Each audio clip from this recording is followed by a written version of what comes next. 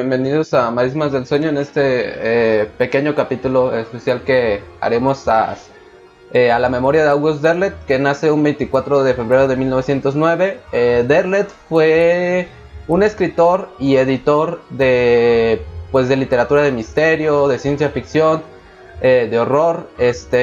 Comenzó también en la revista Weird Tales como Lovecraft. Bueno, no, Lovecraft no comenzó ahí, pero bueno, es como donde se dieron a conocer Lovecraft, Robert E. Howard, Clara Shore Smith, Frank Belnalow, Donald Wandey. O sea, muchísimas personas ahí se daban a conocer.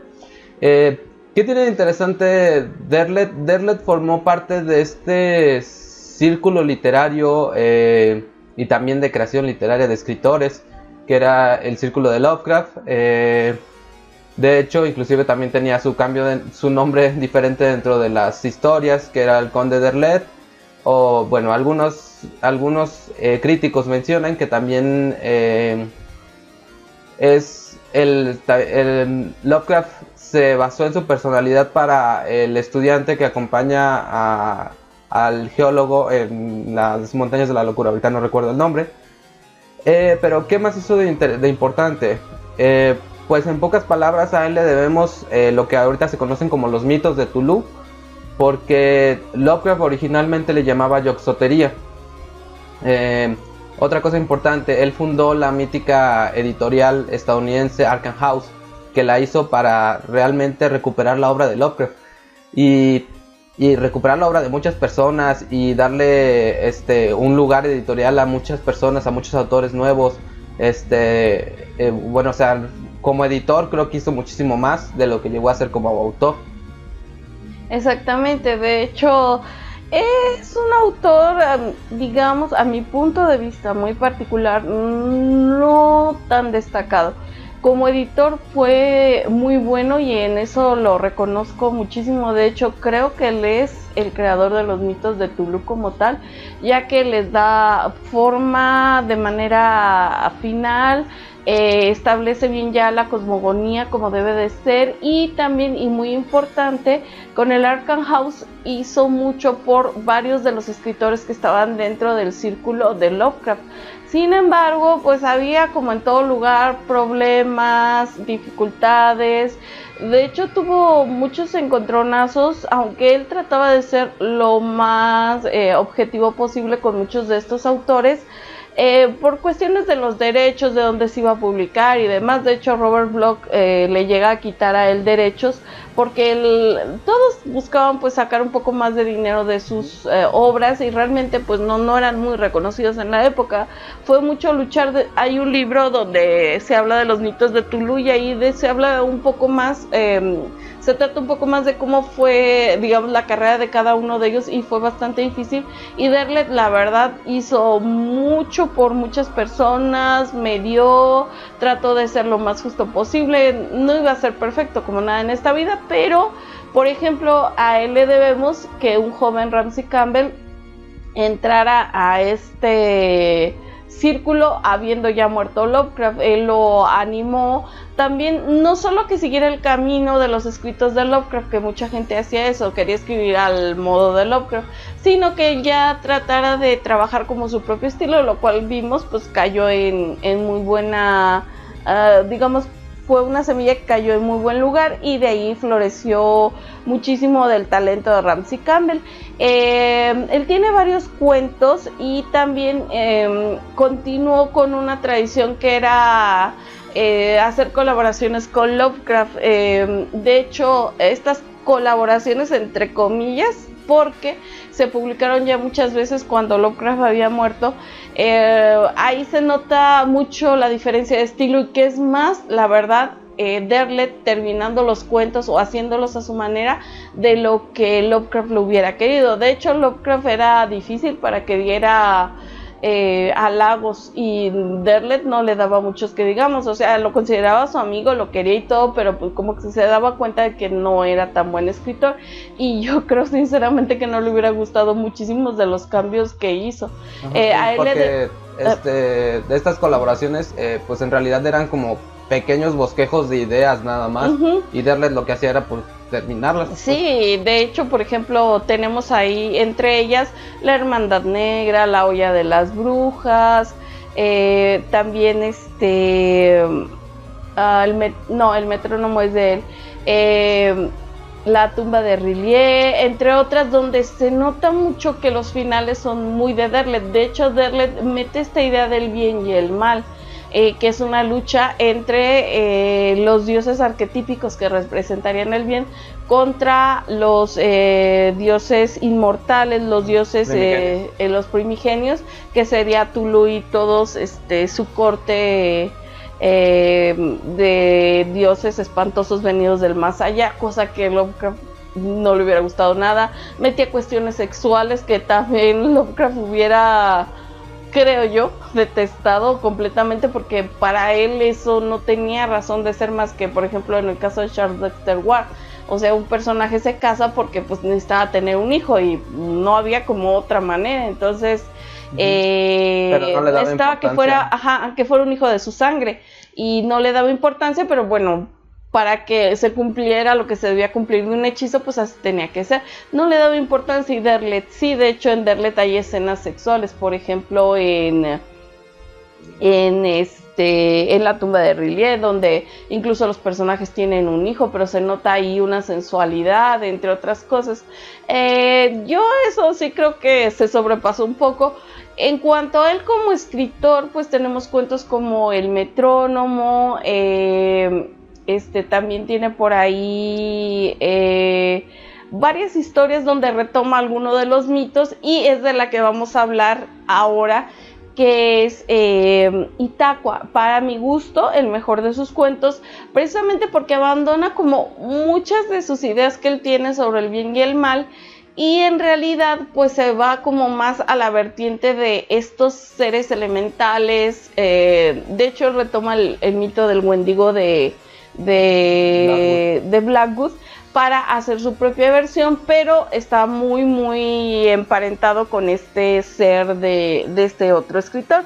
Ahora, lo que yo noto aquí en Itakua es que hay un final que pues no es el final típico que le pone a sus cuentos en sus colaboraciones con Lovecraft. Aquí hay un final, digamos, más descarnado. Aquí no se ve tanto esta lucha del bien y el mal, se retoma mucho. De hecho, yo creo que ahorita, como están las cosas, sería bastante acusado también de xenofobia, entre otras ideas, este cuento de Itakua, y aquí pues totalmente Lovecraft. O sea, la manera de pensar de un hombre blanco de mediados de la década, mediados del siglo pasado, del siglo XX. Entonces, totalmente, o sea, realmente el que lo lea a lo mejor sí dice, ay Dios, pero es una historia muy interesante. ¿De qué trata Itakua? Itakua nos habla de un agente llamado Matthew French, el cual tiene que investigar una serie de casos que están ocurriendo en una región muy apartada de Canadá, muy apartada. Ahí noto yo este homenaje al Wendigo de Blackwood, donde en estas regiones tan alejadas de todo, ya muy cercanas a Alaska, desaparece un hombre, un mestizo que había tenido problemas con las tribus indígenas del lugar.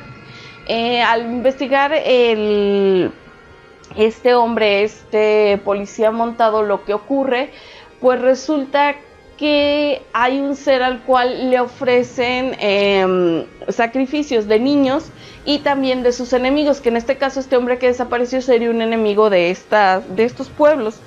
Este hombre empieza a averiguar qué ocurre y se da cuenta de que hay algo en el bosque que como que llama a las personas a las que quiere abducir, a las que se quiere llevar, y este hombre pues cae como en una especie de trampa. Ahí en el bosque, dentro de un calvero, de una parte donde digamos no hay árboles, hay una serie de piedras muy extrañas que nos dice este soldado, que parecen de vidrio pero están más heladas de lo normal, y ahí es donde hay unas hogueras que llevan a ellos estos ritos a cabo, los pueblos indígenas de estos lugares.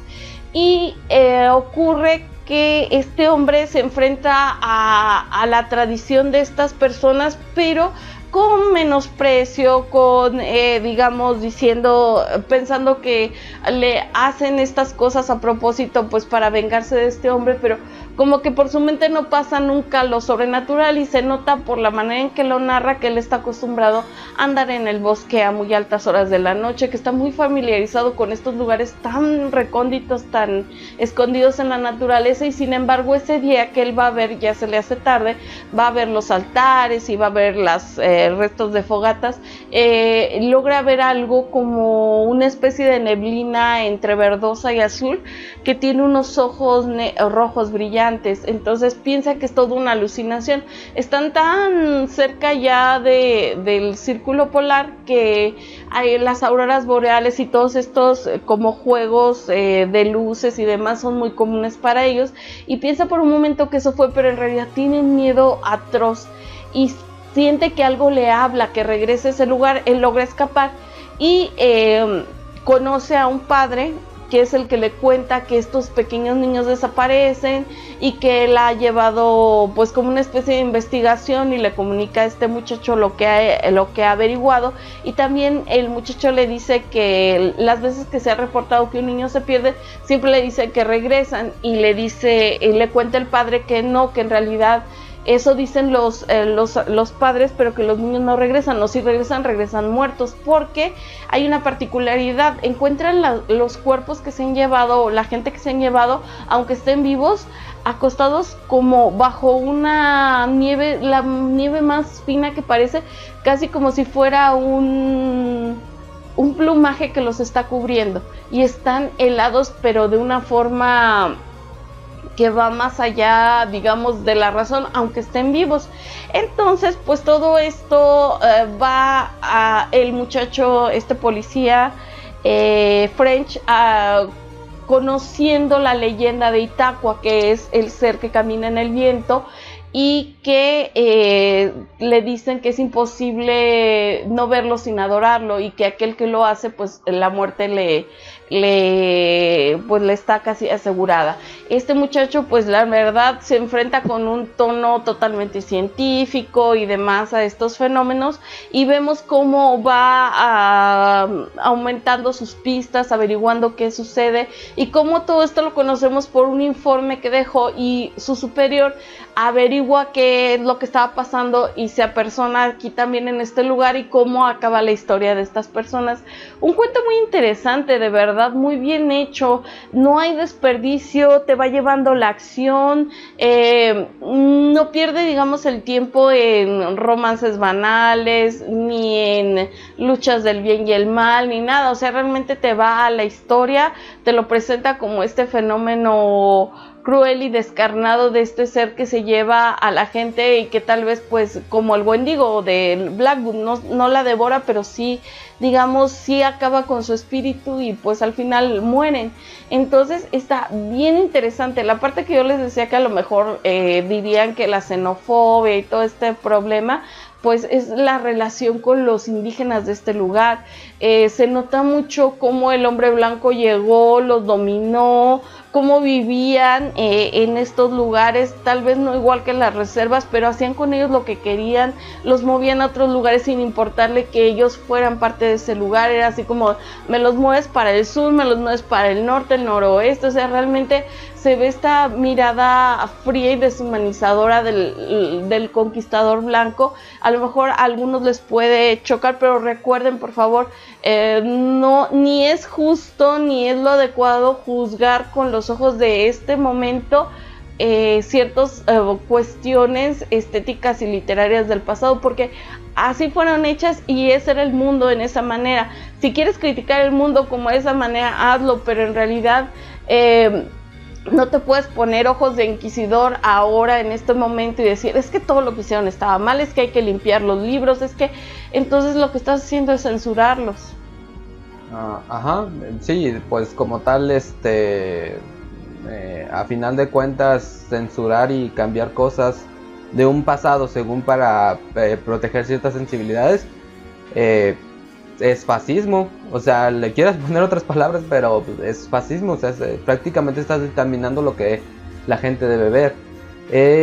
El cuento de Itaqua, bueno, creo yo que hay otro cuento que me parece que también está muy, o sea, en cuestión de creación, que es Cheater House, pero si quieren hablo un poco después de eso. En este creo que maneja muy bien, porque aparte como que toma muy bien, yo creo, los elementos del pulp, como esta cosa de misterio, la investigación que hace, el reporte que hace el policía, y cómo va juntando toda esa información. Y lo interesante pues es como, a pesar de la perspectiva que tiene, es como la información en realidad te está sobrepasando.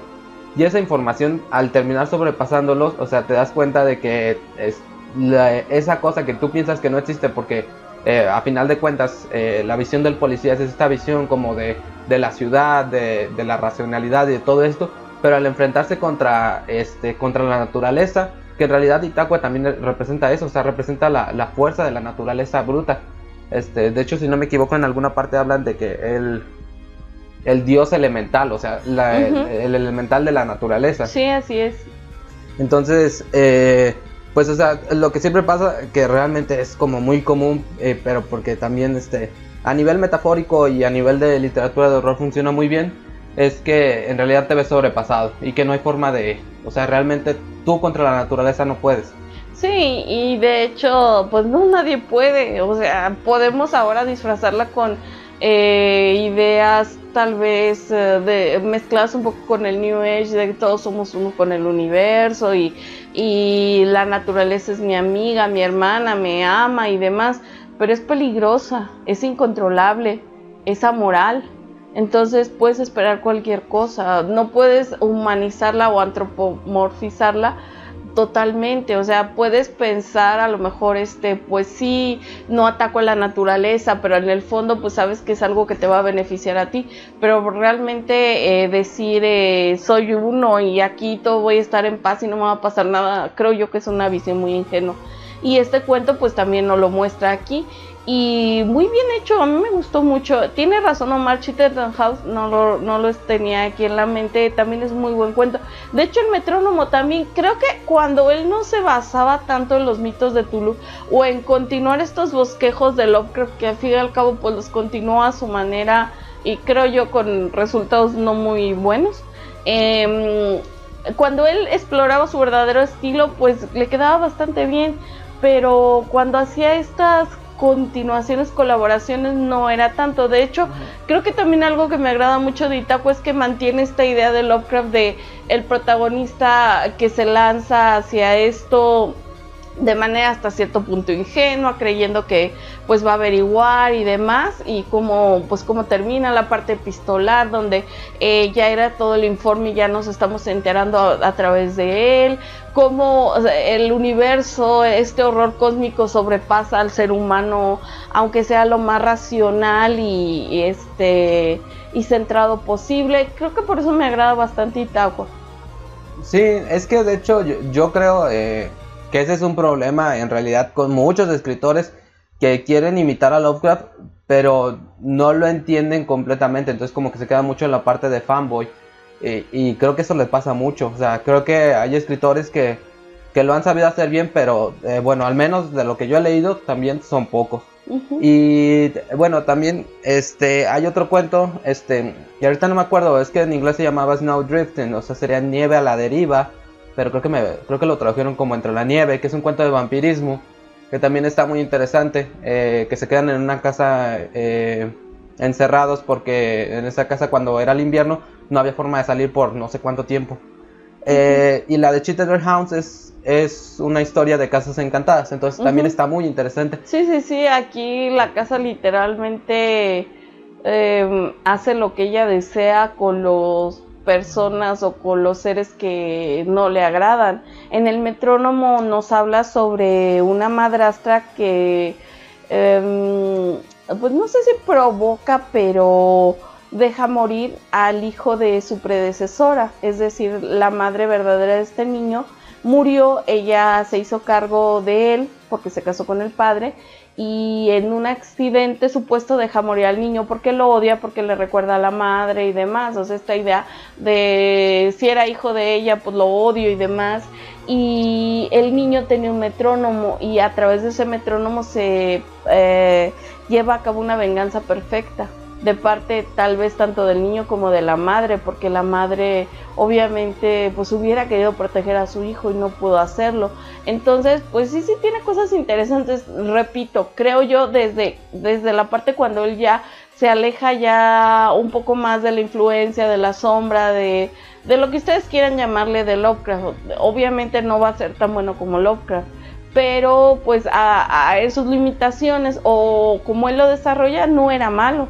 Y pues como editor, qué más que agradecerle que tenemos los mitos de Tulu, que nos trajo a tanta gente tan importante como Robert Bloch, Bradbury, el mismo Campbell, entre otra gente. Entonces, esto es un pequeño homenaje, cortito, pequeñito, pero si no conocen a Derlet, búsquenlo también, es bastante fácil encontrar.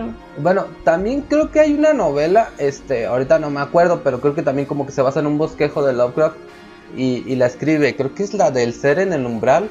Donde aparecía y desaparecía el sirviente indio y que son como relatos de un niño que vivió en esa casa y demás, ¿verdad?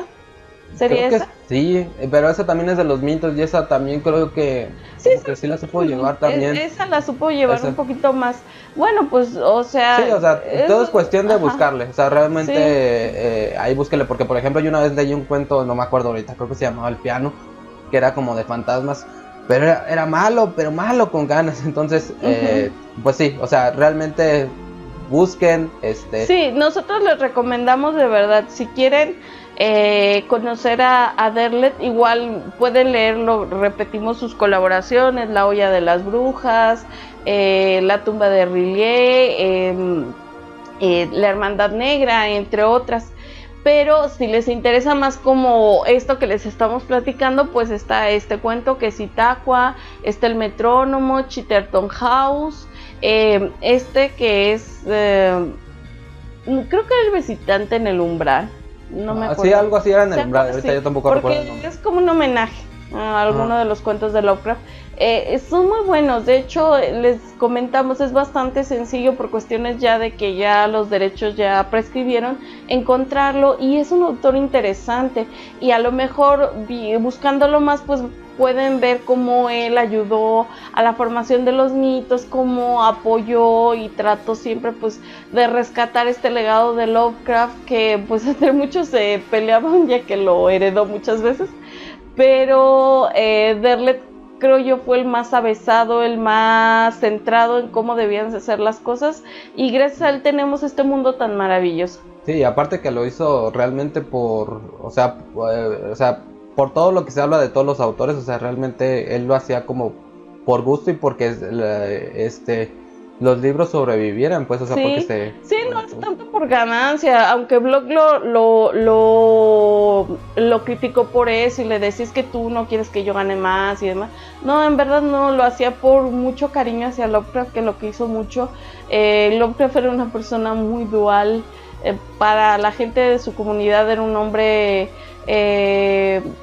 misántropo, raro y demás, pero para sus amigos era jovial, alegre, divertido, con sus defectos y todo, pero lo querían, y ese cariño tan grande y ese amor a la literatura de esta generación, pues lo rescató Derlet. Yo creo que Lovecraft tal vez estaría un poco molesto por cómo llevó a cabo los bosquejos, pero debería en realidad tenerle muchísimo agradecimiento por lo que hizo.